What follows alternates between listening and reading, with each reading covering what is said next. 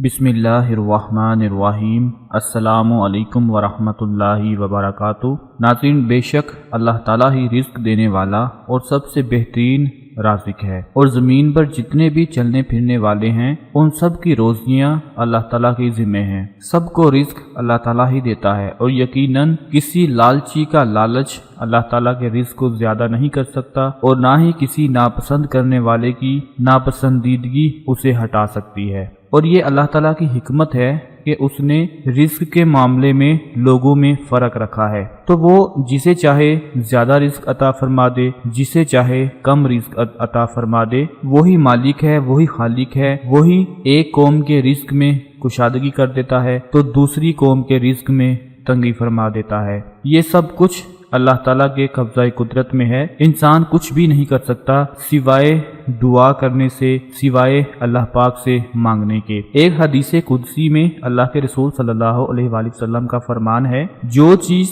तुझे जन्नत के करीब कर सकती है उसका मैंने तुझे हुक्म दे दिया है, और जो चीज़ तुझे जहन्नम के करीब कर सकती है उससे मैंने रोक दिया है। यकीनन हजरत जिब्राईल अलैहिस्सलाम ने मेरे दिल में ये बात डाली है कि कोई भी जान उस वक्त तक फौत नहीं हो सकती, कोई भी इंसान उस वक्त तक इस दुनिया से नहीं जा सकता जब तक कि वो अपनी रोजी पूरी ना कर दे और सारा रिज़्क खा ना ले। तो तुम अल्लाह का तकवा इख्तियार करते हुए रोजी का हुसूल अच्छी तरह करो, और तुम में से किसी को रोजी का लेट और कम हो जाना इस बात पर ना उभारे कि तुम अल्लाह की नाफरमानी करके रोजी हासिल करने लग जाओ, क्योंकि जो कुछ अल्लाह के पास है वो अल्लाह ताला की इताअत और फरमाबरदारी के जरिए ही हासिल किया जा सकता है। नाज़रीन, अक्सर आप लोगों ने देखा होगा कि अल्लाह पाक ने हमें सब्र करने का हुक्म दिया है। जब हमें मुश्किलात पेश आती हैं, रिज़्क की तंगी होती है, तो हम गिले शिकवे करना शुरू कर देते हैं, फिर हम नाजायज कामों में पड़ जाते हैं और हराम और हलाल को भूल जाते हैं। अल्लाह पाक ने इस चीज से मना फरमाया है। याद रखें, रिज़्क सिर्फ वही अच्छा है,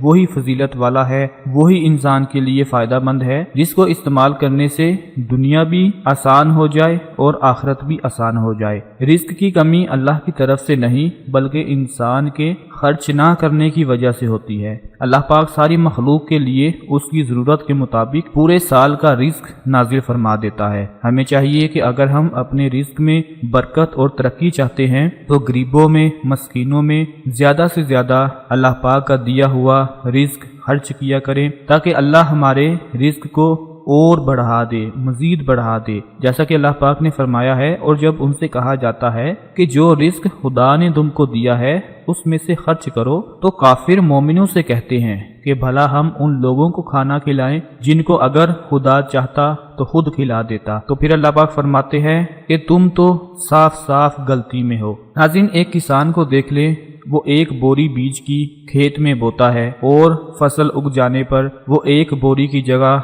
70 बोरियां लेकर घर वापस लौट जाता है, मेहनत करता है। लेकिन अगर वो किसान ये सोचना शुरू कर दे कि मैं ये एक बोरी का बीज खेत में फेंक दूंगा और पता नहीं मुझे मिलेगा कि नहीं, तो फिर वो उसके कमजोर ईमान की निशानी है। इसी तरह जब हम गरीबों में, मस्कीनों में तकसीम करेंगे तो अल्लाह पाक 1 रुपये का अजर 70 गुना ज्यादा बढ़ कर देता है। तो मैं दुआ करता हूँ कि अल्लाह पाक हमें गरीबों में, मस्कीनों में रिज़्क तकसीम करने की तौफीक अता फरमाए, ताकि हमारा रिज़्क और बढ़ जाए। तो आज हम आपको कुरान पाक की 2 आयात के बारे में बताने वाले हैं। सूरह बकरा की 2 आयात हैं जिनकी तिलावत करने से, जिनको पढ़ने से अल्लाह पाक के फजल करम से आपके पास कभी रिज़्क की कमी नहीं आएगी। नाज़रीन, आप लोगों को कुरान पाक की 2 आयात के बारे में बताने लगे हैं कि आपने नमाज अदा करने के बाद दुआ मांगने से पहले इनकी तिलावत कर लेनी है, इनको पढ़ लेना है। इंशा अल्लाह अल्लाह पाक के फजल करम से आपके रिज़्क में इजाफा होना शुरू हो जाएगा।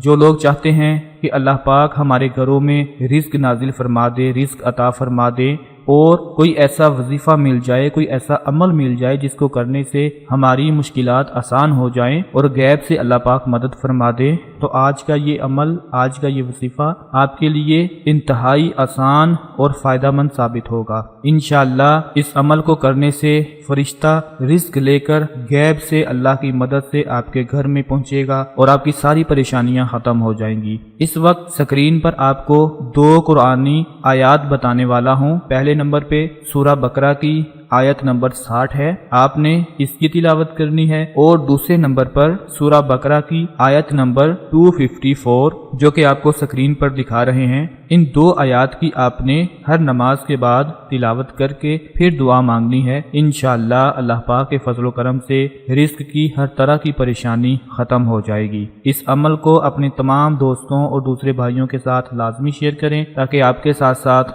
ان کو بھی فائدہ حاصل ہوتا رہے۔ اپنی دعاؤں میں یاد رکھیے گا، اپنا بہت سارا خیال رکھیے گا۔ اللہ حافظ۔